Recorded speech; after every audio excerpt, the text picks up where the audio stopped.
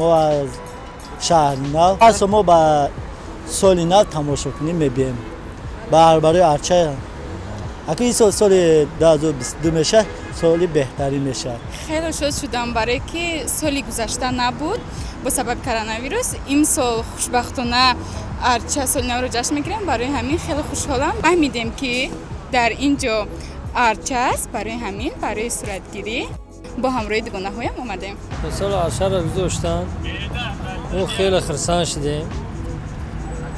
سال گذشته پاندمی نبود، برای همون نگذاشتن و خرساندیم که ارچه را امسال گذاشتن. Замечательно. Давно пора. Весь мир празднует Новый год, независимо от вероисповедания. Так что только за. اینجا مدت 5 سال اینجا کار میکنیم، صورت میگیریم. همین ارچه مقصد اینجا میچسبونن، اینجا سامانی آدم زیاد میشود. همه مردم تاجیکستان بعضیش بسیارش میان اینجا خیلی تماشا میکنن سال نویده. بعد کاری ما هم نقض میشود در صورت گیرا. هر چیزی که باعث شادی آدمو بشه خوبه.